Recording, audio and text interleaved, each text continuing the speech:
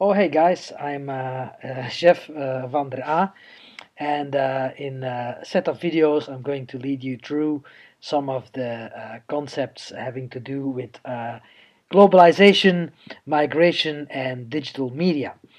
And today, I'm posting a video on the concept of super diversity. What I like to do in the next 15 to 20 minutes is trying to explain super diversity, both as a phenomenon of contemporary society as well as a possible perspective. And as such, this perspective also, of course, has theoretical and methodological implications for our research, our teaching, and so on. And I've asked you to read along this video a really interesting text by Professor Jan Blommaert from Tilburg University on the move from globalization, in which mobility became very important and has changed the discipline of sociolinguistics profoundly, towards super diversity, in which the issue of complexity arises more and more. Now, super diversity can be mainly situated in the literature of Steve Vertovec, who in 2007 wrote one of the first articles on superdiversity, probably the first article on superdiversity, in which he defined basically two very important stalwarts of this phenomenon.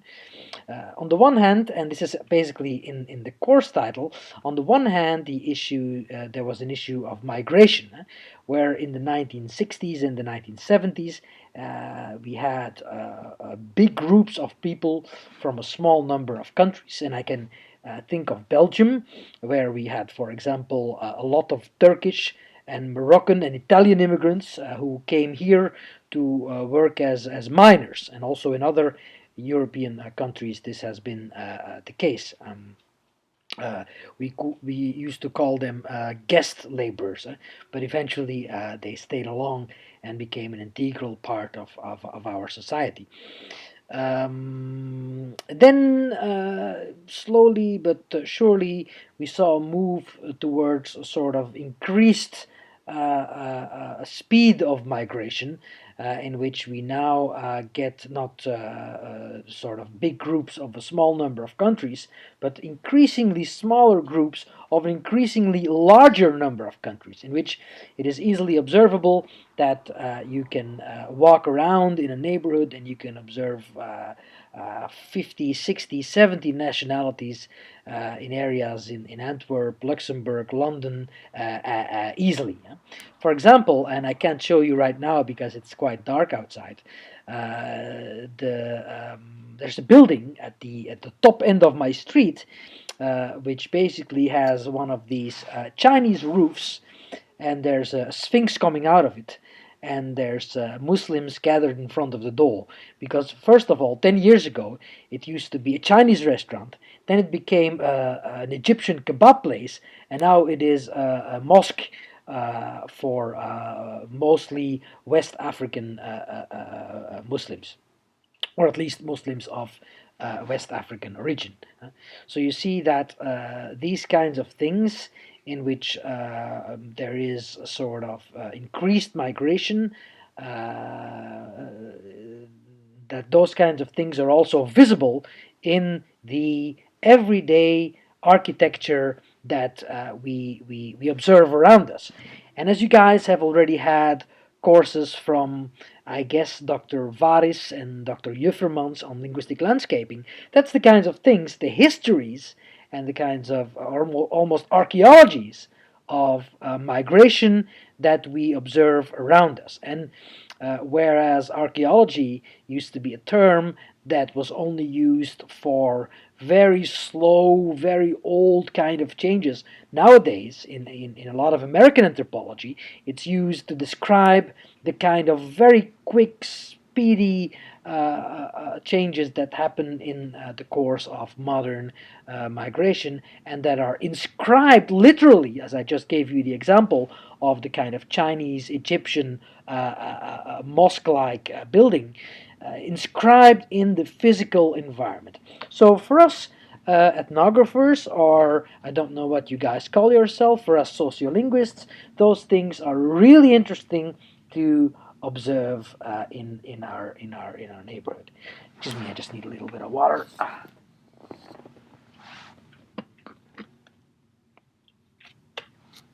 So that is one component of. I'd rather have a glass of wine, but by lack of better. Um, well, in case I do want a glass of wine, I wouldn't be able to get one in this neighborhood 5 or 10 years ago, because we only had these kind of Belgian middle class supermarkets. Whereas now there is the Pakistani night shop, which basically caters towards the kind of people like me, middle class academics that are home too late. That's why I'm just posting this video at this time at night. Have to get their children. There's my son who's playing, who's on the PlayStation right now. Who get their children quite late from school, and who still have to get their stuff from the store often, get their ingredients, get their bottle of wine, get their bread and so on. So exactly to these kinds of people, the night shop, the Pakistani night shop, for example, caters. So it's really interesting to see that the clientele of these kinds of shops is not Pakistani people, but it's mostly middle class white people like me, and so on. So those kinds of things are new phenomena of the last 5 to 10 years that have basically to do with migration. On the other hand, you have, which is another component of superdiversity, you have an increased explosion of mobile technologies, which enable people to stay in contact with networks of other people worldwide. And one can think of very recent phenomena like Facebook and Twitter. Well, very recent. I mean, they're a couple of years old. But I mean, in the big scheme of things, quite recent phenomena, which enabled us to stay in touch with large numbers of networks of people all over the world. And imagine that, most people around here nowadays, you have a migration background. How interesting it is now to, be able to quickly send money to family members in Iraq, or your brother-in-law in Congo, or to organize things across the world for people like us academics, for example, who want to quickly have an editorial meeting with journal members in Australia, America, and so on. So it's quite quickly available, and those two factors combined basically are the main components of what Vertovec in his 2007 article described as superdiversity. Basically, we already had diversity. The world has always been diverse, and there's always been migration, both forced migration under slavery, colonialism, and so on, as well as free migration, like the Dutch potato farmers that went to Canada and so on, moving circuses all over the world. And there also been slower developments of technology. But this is the diversification of diversity. This is the technologizing of technology. This is the Uber technology that we're developing now, and so on. Imagine we have Google glasses in the future, and so on. What kind of possibilities that will open. So those two factors combined basically have led the groundwork for what one would call the phenomenon of superdiversity. Now, excuse me. Now, that phenomenon basically makes us think about a new perspective. Because if we accept that all these things are changing so quickly, it is no longer possible to develop. Janis, een beetje stiller, jongen. Just talking to my son because he's playing this PlayStation game at the moment. A game of which, of course, I don't understand anything. Which is a jargon which is completely new to me. Also, parents nowadays have very much difficulties to keep up with their children's increased knowledge of technology. My son, 6-year-old, has completely installed this game himself with very complicated features and so on. But besides that, I was saying that. So the perspective of superdiversity is something quite different. If the reality or the phenomenon of superdiversity has brought us to a point where we can no longer be certain of anything, and in which no longer we can collect static knowledge about groups of people. Think, for example, about healthcare. Think about places like education.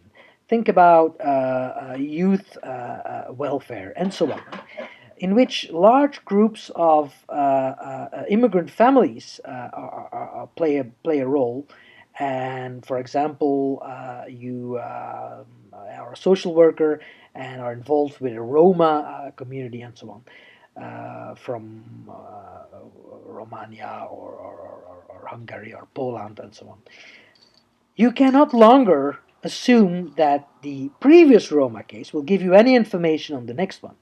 So it's the end of certainty. The situation, for example, in Somalia is completely different this year from 3 years ago. And if you are a teacher and you have had Somali students 3 years ago, there is no way you can transport that knowledge into something that we can use today. So the information we have collected about groups of people and people staying in a particular place, speaking a particular kind of language, and so on, all that is now gone and past us. So the institutions that we have, including education, welfare, social workers, and so on, are no longer adapted to that new reality of superdiversity. So if we are developing a perspective which is different from the one that we used to work with before, which was largely a structuralist, a modern kind of approach, then now we need an approach in which we do not only accept that things have become mobile, so that, as I just explained, people have become more mobile, we are more in touch through mobile technology and so on, but also that things have become of an increased complexity, and that the techniques, the methodologies, and the theories that we had before are no longer valuable. And that is basically what Professor Blommaert's article is addressing to you guys. And I'm just going to go through a sort of sum up of a few of the theoretical and methodological remarks that he makes. I think I'm just going to take out the most important ones. I think the most important one in the theoretical realm is that we cannot longer describe a linguistic system in itself. We have to talk about systems of language as, by default, sociolinguistic systems, in which every bit of language is always functional, always dynamic, never bounded, never completely and definitely describable either. So by the time we have finished the description, the system will have changed. So that means that we need to take a look at language as something that is always on the move, always generating different meanings based on the kind of context that we sort of encounter it. And always with that, when we analyze bits and pieces of discourse in our work, that we take into account that there are not only multiple functions by which these bits and pieces of language are uttered, but also different kinds of norms, and that language is often evaluated by different groups in a completely way. Another point makes us change our theoretical view on language, on culture, on the society itself, is that the task that we are faced with now is not that we aim to reduce the kind of complex issues and changes that are occurring nowadays, but that we are trying to unfold the kind of complex, the multifilial features that are contained in the moments of understanding. When we record something, for example, I know a lot of you guys are working on multilingualism.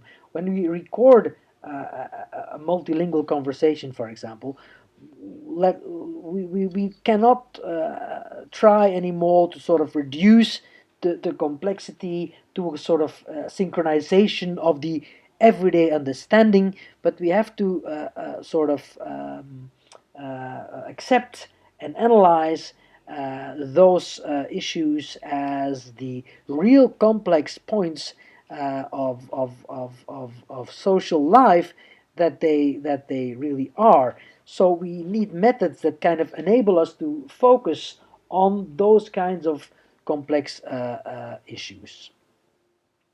And one of the things to do is that we have to change basically the notion of what we used to see as context. Things that are maybe invisible in the interaction itself that we have recorded are definitely there. They can be assumptions, they can be identity categories. There's always some things that happen before the interaction, and there will always be some things that happen after the interaction. And it's our task really to draw out the richer set of those contextual levels that bring things into the conversation and that also will lead to things outside of the conversation. And here we come very closely to the kinds of issues that you guys will encounter in your fieldwork, is that the kind of textual materials that you guys will gather, such as transcripts, for example, because once you have recorded an interaction, or you have in a school or in a household or whatever, that transcript that you guys will make will need to be complemented by observations, participations, ethnographic materials, and so on, providing clues around the manuscript or around the transcription, so to speak, that will help you, that will enable you to interpret that transcription beyond its very synchronic in the here and now situation, right? So that you'll be able to draw out the kind of complexities, the kind of histories, the kind of trajectories that people from kind of multilingual migratory backgrounds have brought into the conversation, and again the kinds of trajectories, histories, and so on that will follow outside of that and beyond that conversation. So that is very important, I think, to sort of accept that complexity that superdiversity brings along, and so to use all those kinds of materials in interpreting the data. And I think here we come very closely to the reality that we're faced with nowadays, where the interaction between offline and online sociolinguistic life is very much awaiting this kind of development, in which, for example, you'll read an article about this next week when we discuss the kind of collapsing of online and offline life, in which an Iraqi woman is talking through interpreter to me and a social worker, while her brother from Iraq is listening in through Skype, trying to convince her to tell us to accept that she will adopt his son. So meanwhile, her sister is on the phone sending money to Iraq and so on. So all these things happen in a very synchronic moment, but only with a synchronic here and now understanding, we will not be able to analyze the actual data. So in the next couple of weeks, we will continue to talk about those ways of adapting our theory, adapting our methodology to the new reality of super diversity, moving from a perspective on mobility to a perspective of complexity.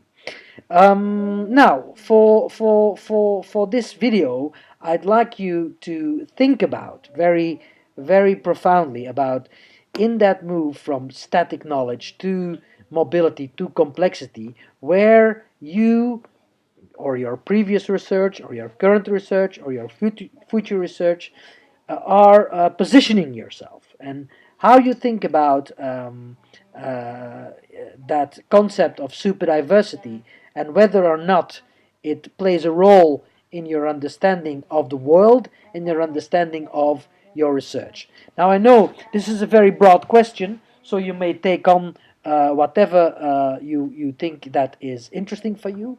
So once again, I repeat, try to situate yourself and your research in that academic trajectory from which we have made in the last couple of years, from collecting static knowledge to mobility to complexity, based on the evolution that Jan Blommaert sketches in the text, as well as the concept of superdiversity as an overarching concept, how you position yourself or your work vis-a-vis that particular concept. And once again, you may take on any of those issues, and I expect your position paper by next Sunday. Okay, guys, see you next week. Oh yes, one more thing. Below here is a commenting session. So please share your comments, and I will also intervene in the next couple of days. So please, if possible, we can make this a lively discussion. All right, ciao.